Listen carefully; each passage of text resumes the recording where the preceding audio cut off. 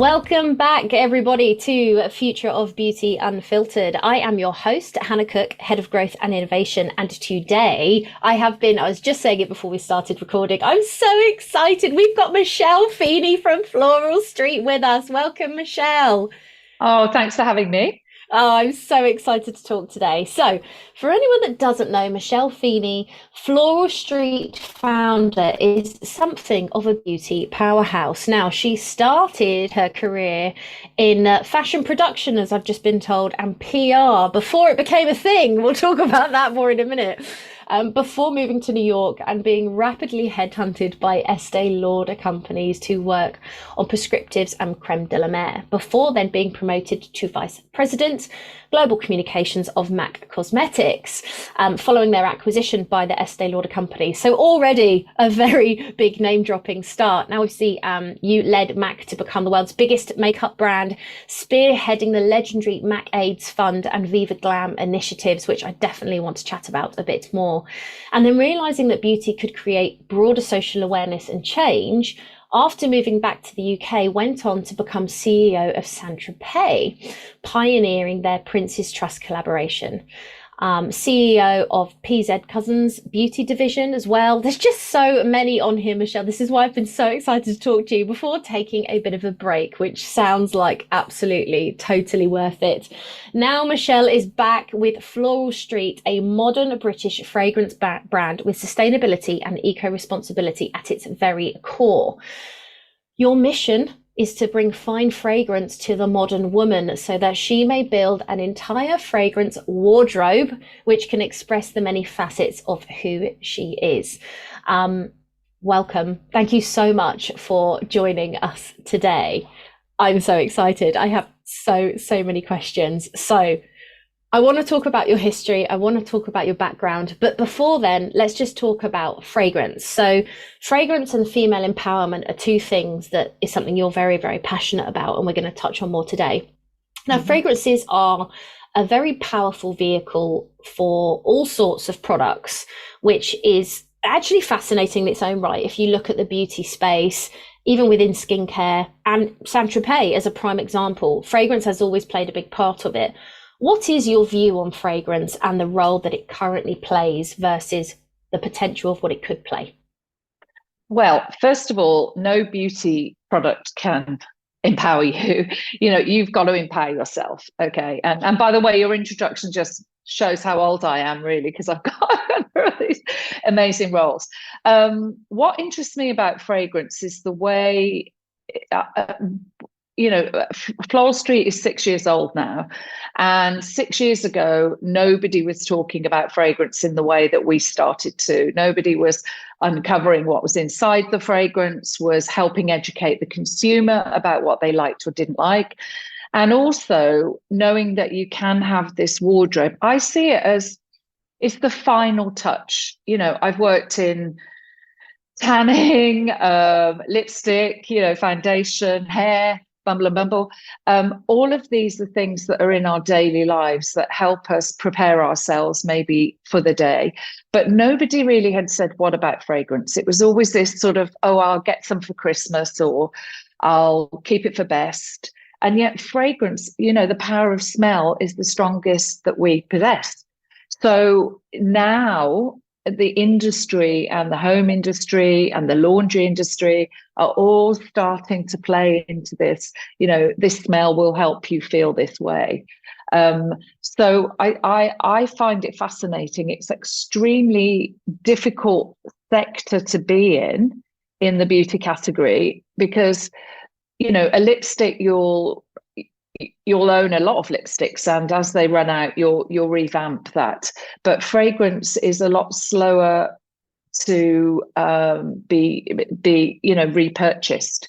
So it means you have to be really, really good at what you're doing and offering in order for the consumer to come in. Why do you think it's slower? I mean, you're not, everything you've said is absolutely spot on if I think about my own collection.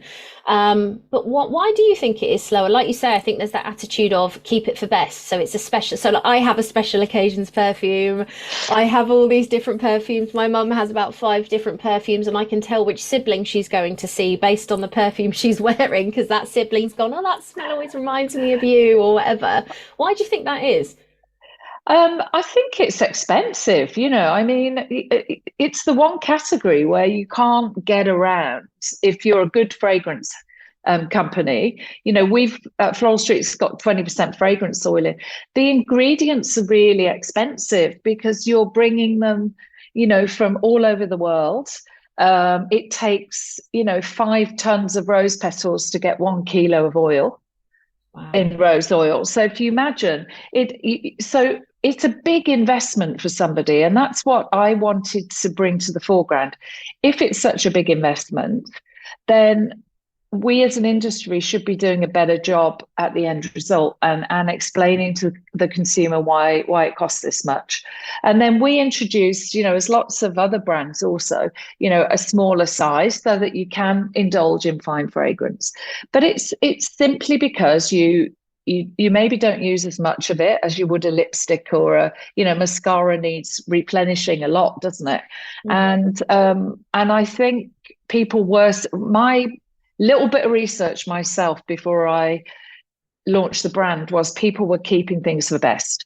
And what we've tried to do is bring it out into the day. And, I put on Arizona the Bloom this morning. I needed to be, feeling like I could expand my mind. I was going to speak to you. So I think it's using fragrance really positively in your life every day. I think fragrance as well is one of those things until you actually think about it. You don't realize how, like you say, it's that finishing. It's kind of like the full stop to the sentence and statement that you've decided to make for that day based on how you dress or how you styled your hair or the makeup you wear or any of those things. And that fragrance is that kind of final punch, and it's that lasting. I mean, how many times have we walked past someone who's gone, oh, they smell nice? It's something very much that's there. Talk to me a little bit about your beliefs on fragrance and the role they play in both society and individuals when it comes to confidence and self-expression. You said right at the beginning, fragrance doesn't empower you. That's something you have to do yourself. But there are things that can help with that mindset.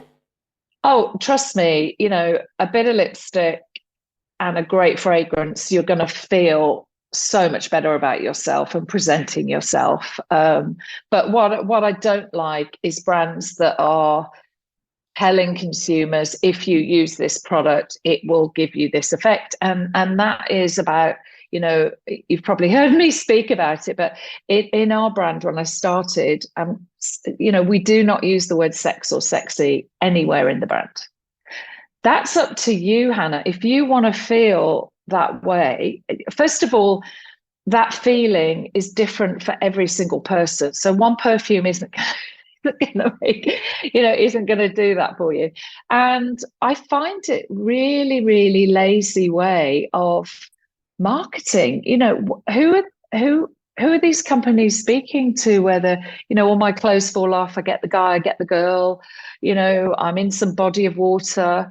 All it's that always money, water. It's always water. It's always water, and I just think they're really not telling the fantastic story of how much energy, love, creativity, and science goes into a bottle to make you, the person, feel good about yourself. So for me, you should use fragrance to define you, and if you want to feel sexy, one particular fragrance might make you feel that way. Good for you, go for it. But I think brands telling you how you should feel, would feel, it's really old-fashioned, it really is. Yeah, it reminds me of, how everyone's been kicking off about the Calvin Klein's advert as of late, and it's really split, there's a bit Marmite, it's split the room. And I was having a debate with my CEO about it, and we were looking at some statistics because that's where we always start, and he was like, oh well, this is a bit of a controversial one because women, it's okay, but if you were to flip it the other way around, and I said, hang on a minute, have you seen any fragrance advert for the last decade? Like, that's exactly what it does. I mean, I don't know how, I mean, Dior's a lovely brand, but prime example, Charlize Theron, gorgeous actress. She's always dipping in and out of a pool full of gold, and it's about a fragrance. And I'm like, where are the clothes? And it does. It's like your clothes instantly just melt away, and it's I think that is the kind of slightly old school mindset of the reason you use a fragrance is to make yourself desirable to the whatever the opposite, you know, whether that's sex or whoever you're trying to attract.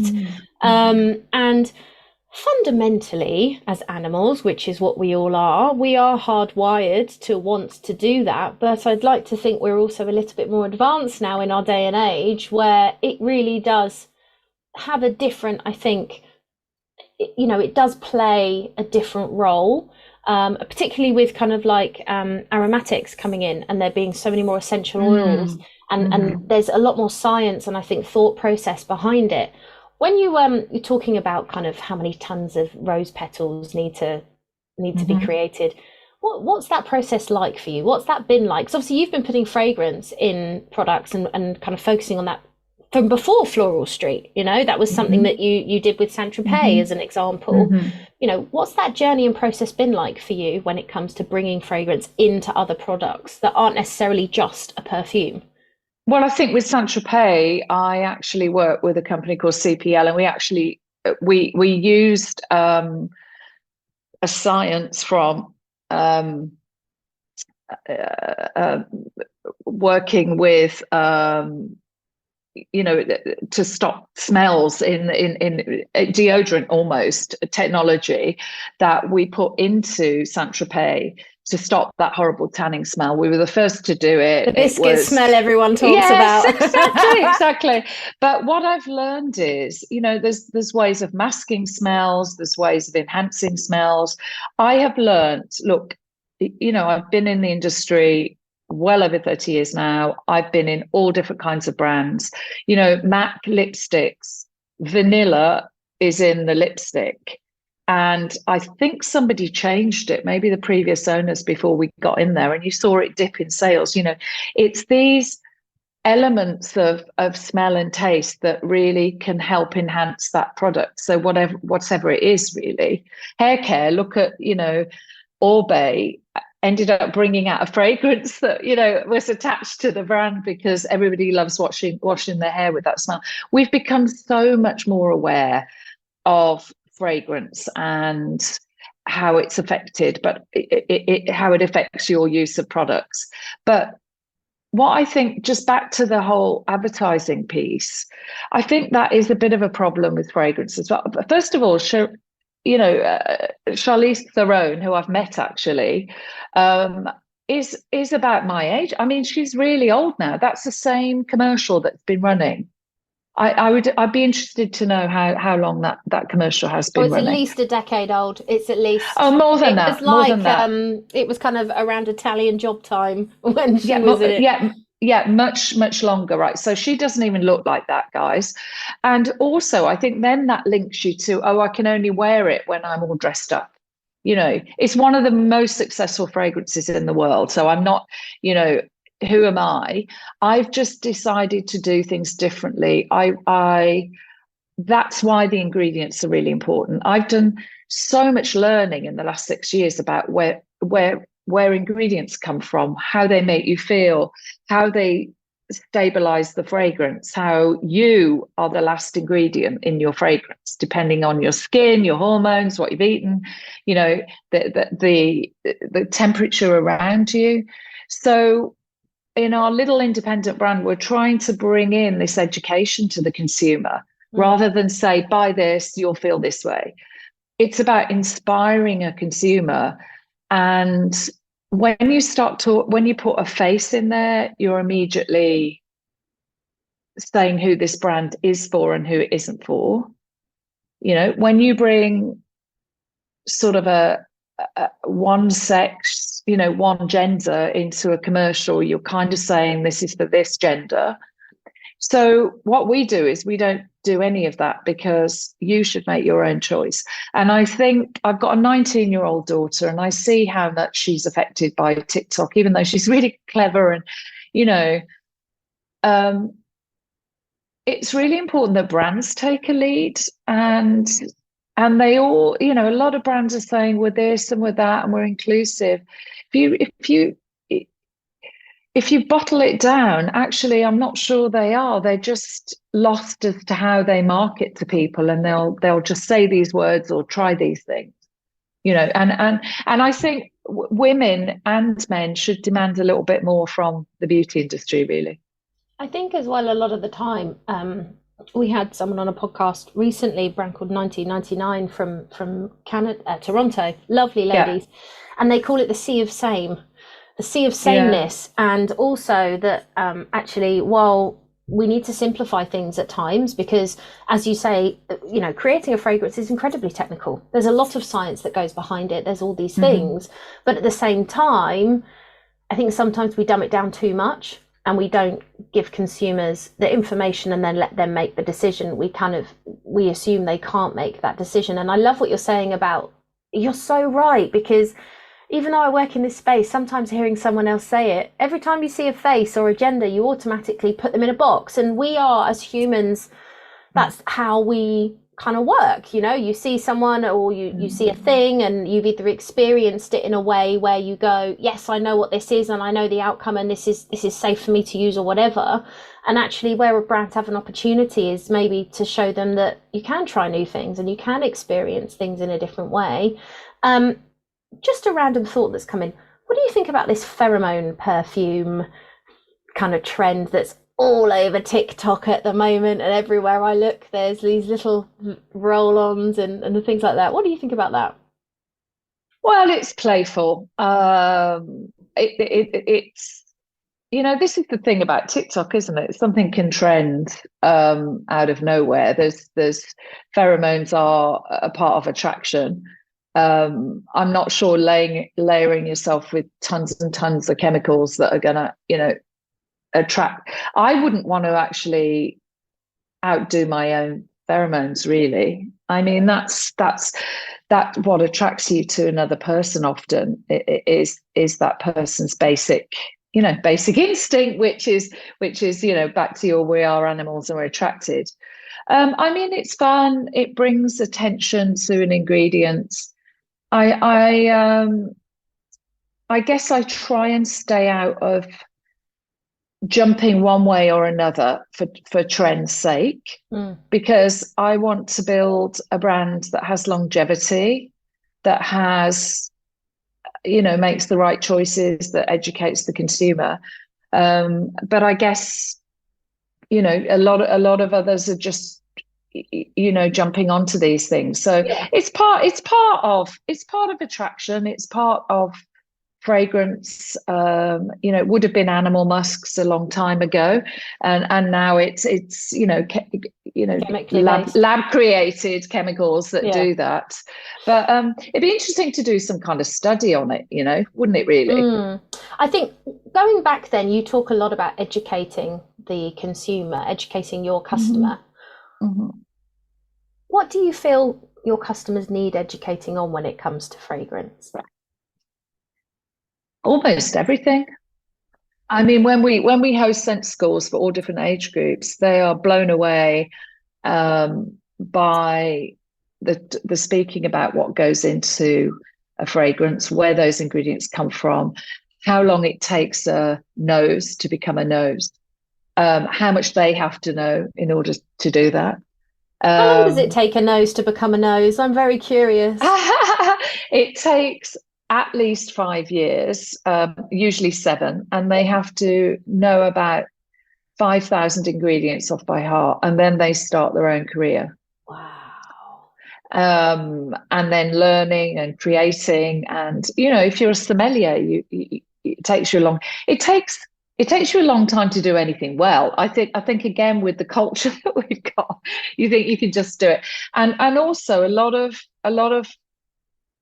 you know, fragrance owners are kind of casting themselves as a nose, but they're not. They're just very interested in in perfumery, and I've learned a lot along the way, but I wouldn't cast myself as a perfumer. I work with Jerome Epinette, who is one of the master perfumers in the world that there's only a few of, because I wanted to bring that quality to the consumer. So yeah, I find people really asking, how do I wear fragrance? How do I store fragrance? What's in my fragrance? So many questions. And it had been this sort of category in beauty that was just almost put on a shelf in a dark room until about 5 years ago. And suddenly now everybody's like, oh, I want to know more. I want to experiment more, which is wonderful. So yeah, it is about educating. Look, MAC Cosmetics was founded by, two guys in Canada. It was 7 years of my life launching that brand around the world, and it made being a makeup artist a bona fide career. Before that, there wasn't a tool belt in sight in a store. Charlotte Tilbury, I think, wouldn't have been able to potentially create what she's created without Matt coming first. There's trailblazers in changing and educating the consumer in a different way. And that brand did that. You've got lots of brands now trying to speak to the consumer in a different way to educate them. But look, the fragrance is at the beginning of that journey, I think. I was just about to say, I think if you look at kind of the general topics that a group of women might be discussing when they're having a little get together, and kind of, I was having a coffee with a friend this morning and I'm going, oh, I've started using this rosemary oil. I've got dry, itchy scalp. And I'm going, oh, you should try this. And, those types of conversations. I don't think we ever talk about fragrance in that way. It's just, you smell nice. Oh, it's this. Oh, okay. And that's kind of where the conversation stops. And I think what you've just said around how you store your fragrance, people are starting to, there's a massive growth, particularly with our younger kind of generations, little beauty fridges where they're storing all of their skincare and their serums. But what about fragrance, actually? How are you meant to be looking after your fragrance? Well, you could put it in the fridge, I guess. It's just keeping it in, as long as it isn't in direct sunlight, it's kind of storing it in a cool place without direct sunlight. But hopefully you're going to use it more and not store it so much. That's the thing. I've got fragrances I've had for about 20 years, and I'd bought them somewhere, in the world when I was traveling or something, and thought it smelt good. And I've got it home and I've put it on and I haven't liked it, or it's, and I've wasted a couple of $100 or something.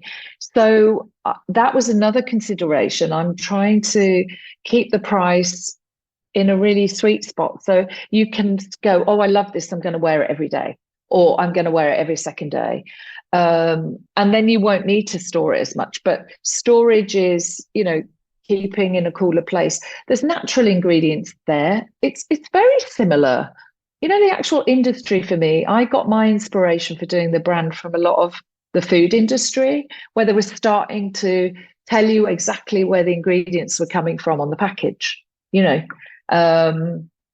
were educating you about all aspects of that food and giving you tips and hints on how to use it. So that's, I think, where we've tried to take, the fragrance industry. And this is going to sound like a really silly question, but I think it's one that's quite important. Why do you think the end consumer would or should care about that information?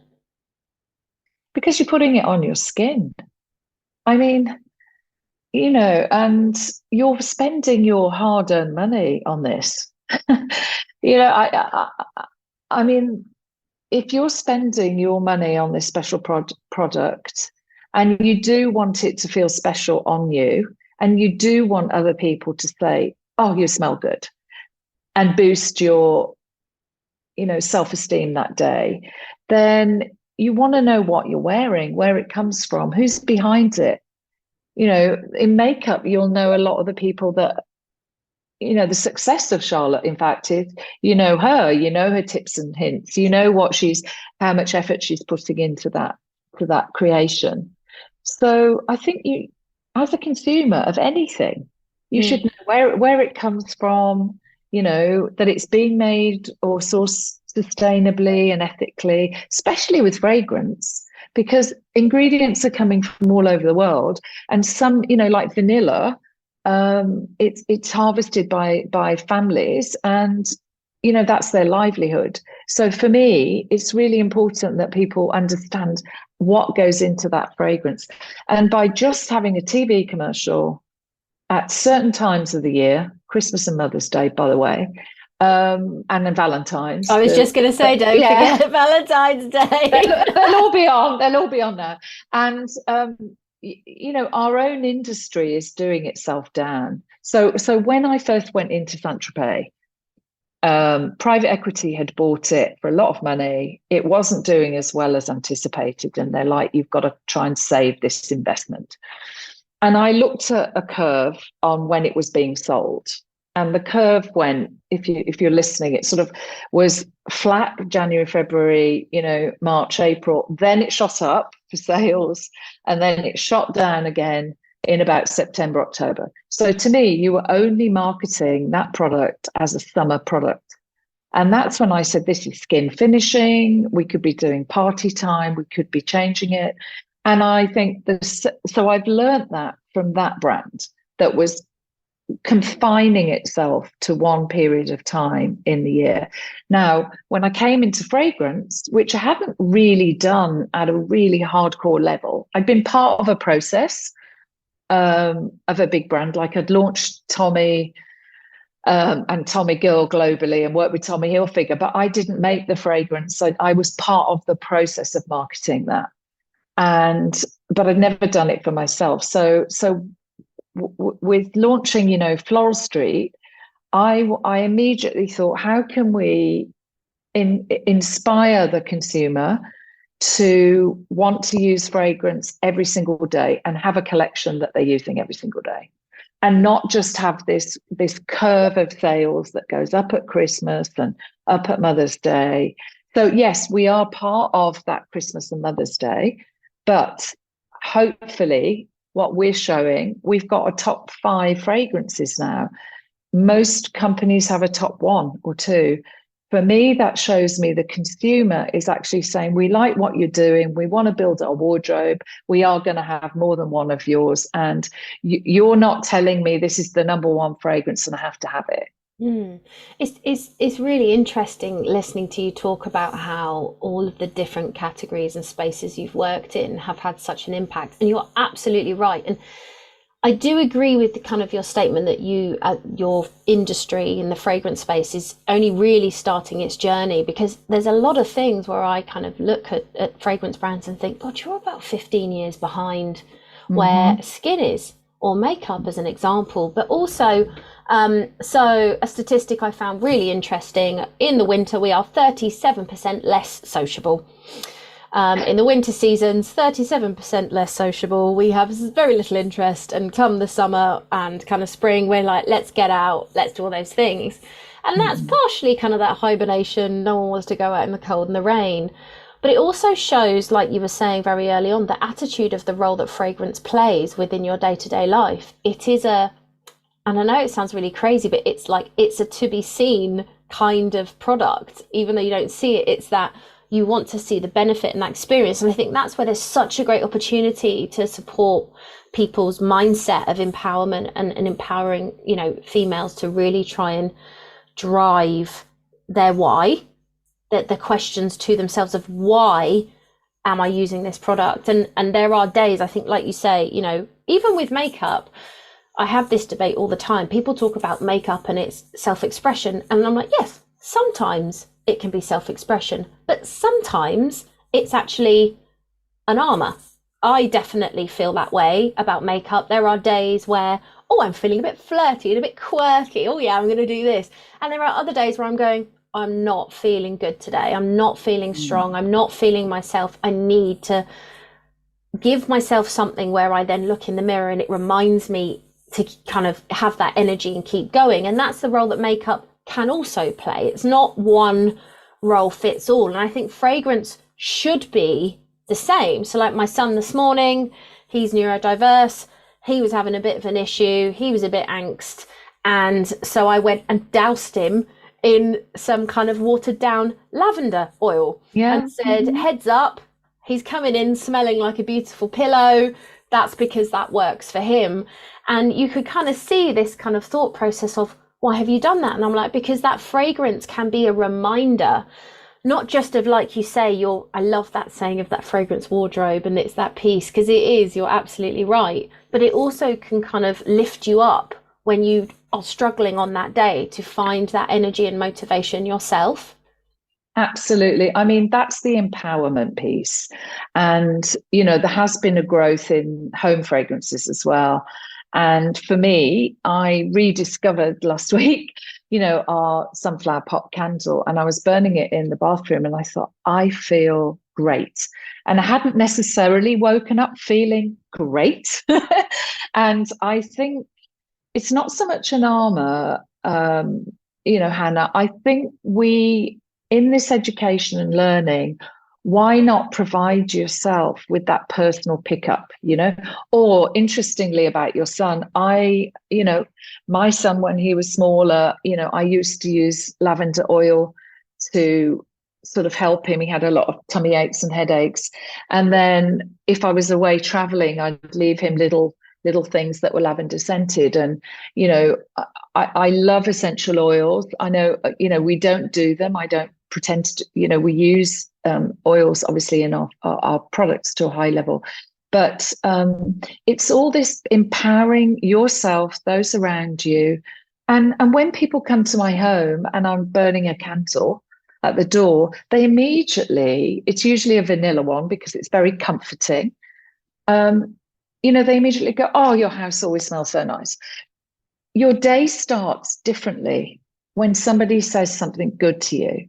And I think women also, instead of looking in the mirror and saying, oh, I've got more lines, you need to look in the mirror and go, God, that's a nice smile.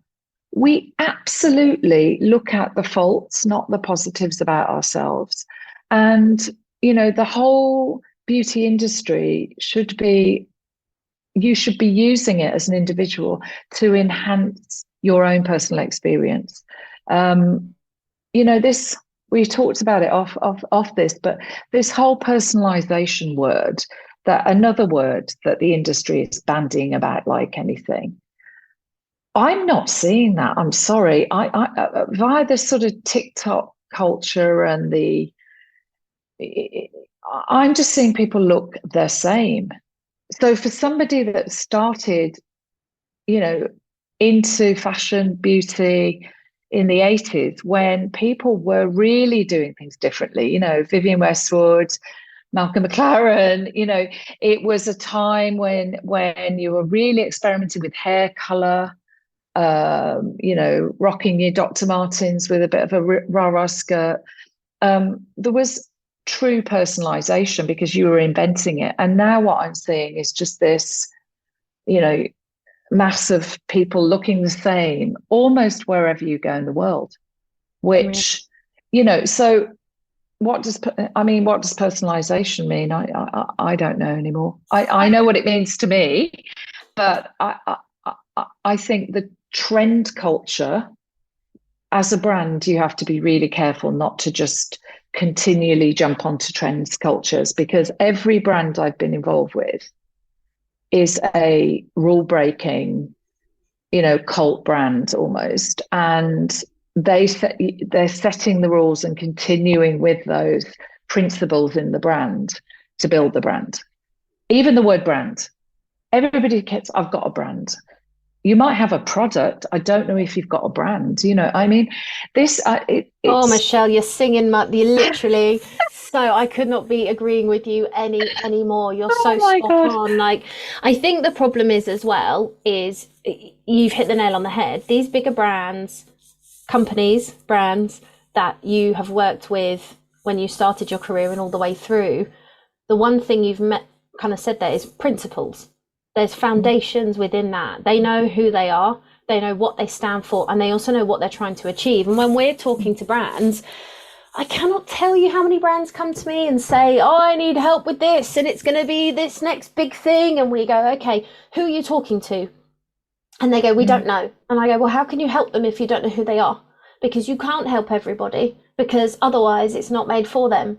And also, we don't, unfortunately, with restrictions in formulations and colours and lots of other things, it can't be for everybody because we have so many different people in the world that need different things. So to kind of be arrogant enough to say you can be everything for everyone, it just kind of gets lost in the noise, I think. And following those trends, there's a difference between doing a playful kind of TikTok reel or whatever to Absolutely. get some people's attention that might have considered your brand before, but you have to be consistent with the messaging, like you say. And I think this is where, in the fragrance space, they are still quite behind. I think one of the things that fragrance for me is different. So, like, I don't, all my beauty products, and when I say beauty products, let's talk about makeup. All my makeup lives in a bag, and that bag lives in a drawer.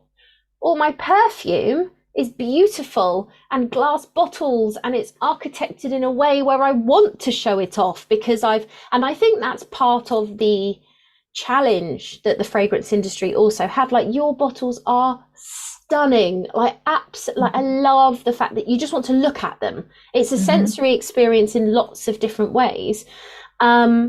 And so I think when you just have something that you appreciate aesthetically as well, there is also that thing of, I want to make it last as long as possible. Whereas actually it's shifting that mindset to go, this is brilliant. I mean, this is my beauty dungeon for people that are online and won't see. I have products up here. I've got, obviously, you kindly, gifted some fragrance reads. I've got the packaging up there.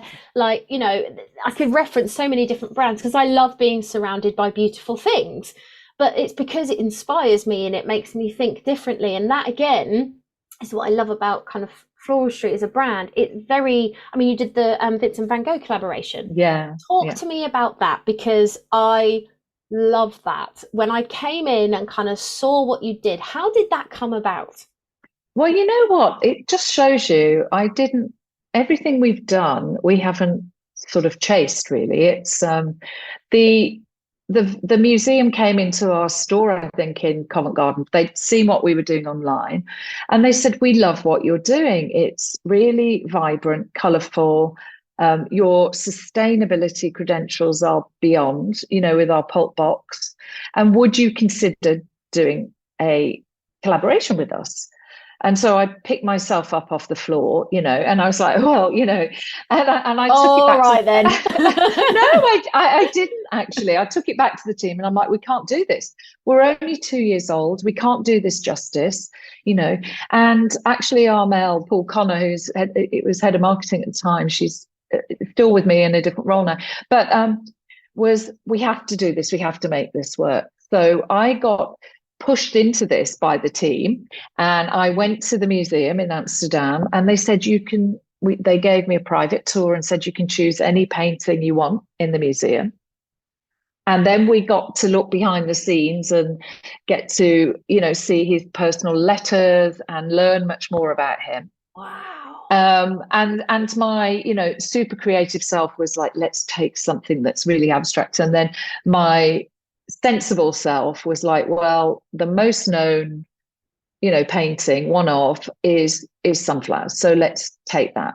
And then we used that as an inspiration to work with Jerome Epinet, and he created the fragrance as if he was Vincent van Gogh standing in a field of sunflowers in the south of France and watching the day pass by. And to tell that story to people and to have that actual signature on a little fragrance bottle was joyful. And it's joy. I mean, I really want to inspire joy.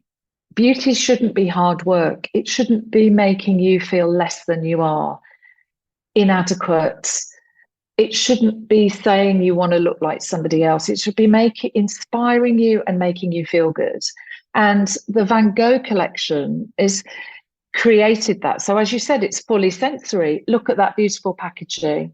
Look at that wonderful smell. And then we did a home collection, and also we used another painting. I have it in my office right now. It's amazing. Almond blossom, yeah. Anyway, people kept calling us and saying, and writing to us and saying, please, can you do this as a fragrance? It's the first time, I guess, it's sort of audience participation for us in what fragrance came next. And that's when we launched that fragrance. And what I love, again, you touched on it earlier about me and using beauty, in a positive way, with the AIDS Fund, with the Prince's Trust, with self-esteem, with the tanning, is that money. It's a not-for-profit organisation, and that money goes to helping them put on art classes for kids who have learning disabilities or that wouldn't be exposed to art. So that we've got a licensing agreement with the Van Gogh Museum, and we've raised a lot of money via the sales of this. I don't expect you, the consumer, to need to know that, but the fact that I'm the brand owner and I know that makes me feel good about what I'm doing. But we need more people like you in the industry, Michelle, because we, as I touched on earlier before we started this, we do lots of different pieces of research, and we did one last year on is your brand too woke, brand versus social purpose. And it all started from a heated debate I had with an ex-colleague of could this industry be aspirational and inclusive? And in her view, it was, no, I want brands to be aspirational. And I'm like, are you bonkers? Like, that's not attainable. That's not realistic. That's also making you feel bad. And I think what I love about this brand as well, and everything you've just said, is you're right. It's not for everyone else. It's not to get you kudos with your customers that you've done a good thing. It's for you to go, this is my purpose. This is why I'm here. And actually the fact that I can do all of this good alongside of it, that helps me sleep at night. That doesn't help me sell my product. And they're very different. They're very different motivators. I think one of the things I love about, so I've got the fragrance room reads for people that are listening, because obviously I'm aware you can't see. What I think's really amazing about fragrance in particular, it makes you stop for a second. So in a world where we're incredibly busy and we're constantly running around, particularly women who have children or whatever, and particularly older women where they become caregivers, not at points in their life for their children but also potentially their parents. We did the research with Gen X, and that was one of the things. The demand on women was more than ever before because they're older, they've got teams, careers, all these kind of things. So you're thinking about a million things at once, and you kind of have this out of body experience. I'm sure you know this, where you're just in autopilot. You're not actually living. You're not being present because you're kind of half online, half this, half listening to that.